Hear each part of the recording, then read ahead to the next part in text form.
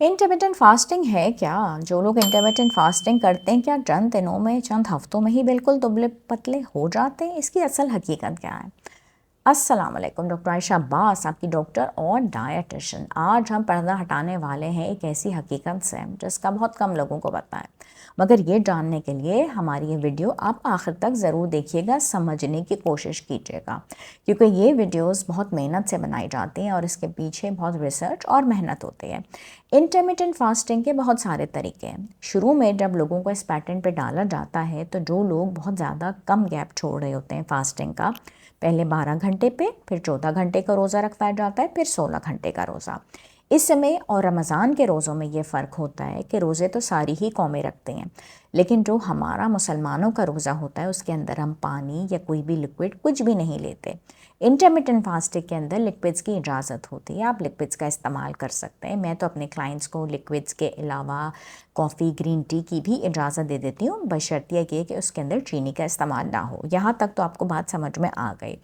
कुछ लोग इस तरह की भी इंटरमिटेंट फास्टिंग कर लेते हैं कि 5 दिन उन्होंने रोज़ा रख लिया और 2 दिन वो बहुत ही कम कैलोरीज़ वाला खुराक ले लेते हैं, 500-600 कैलोरीज़ वाला। So this is the way you go.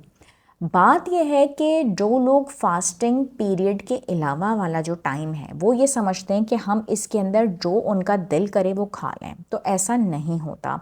Intermittent fasting के अलावा भी जो आपका टाइम पीरियड होता है उसमें भी आपको कम कैलोरीज ही खानी होती हैं, बहुत ही कम। यानी कि आप कोशिश ये करें कि उस वाले पीरियड के अंदर भी आप 1000 कैलोरीज़ के अंदर अंदर ही खाएं, तब जाके रिजल्ट्स आते हैं। इंटरमिटेंट फास्टिंग के साथ साथ आपको जो है वो कार्डियो भी करनी होती है, स्ट्रेचिंग और वेट्स भी करने होते हैं, ये सारी चीज़ें आपको करनी पड़ती हैं।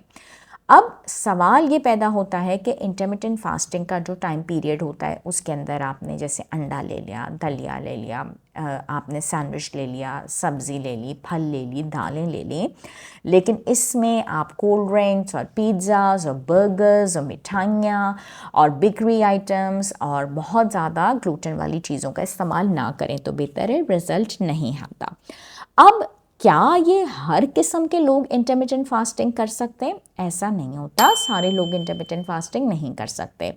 वो वाले लोग जो कि बहुत ज़्यादा बूढ़े हैं, वो वाले लोग जो कि ज़ियाबतीस का शिकार हैं, प्रेग्नेंट ख़वातीन और ब्रेस्ट फीडिंग वाली ख़वातीन, वो भी ये नहीं कर सकती, क्योंकि इसके जो बेनिफिट्स होते हैं उसके लिए आपको एक कैसे चीज़ों के ऊपर चलना पड़ता है, वरना इंसुलिन की सेंसिटिविटी होगी और ये सारी चीज़ें हो जाएंगी। फिर वो लोग जो बहुत ज़्यादा अंडरवेट है, ऑलरेडी बहुत ज़्यादा कमज़ोर हैं, इंटरमिटेंट फास्टिंग की वजह से इनके लिए और ज़्यादा प्रॉब्लम्स होंगी, तो उनको भी हम इस पर नहीं डालते, बीमार लोगों को नहीं डालते। कुछ लोग जो बहुत मेडिकेशंस पे होते हैं, हाइपोग्लाइसीमिया की तरफ चले जाते हैं, बूढ़े लोग बताएं, अंडरवेट लोग बताएं।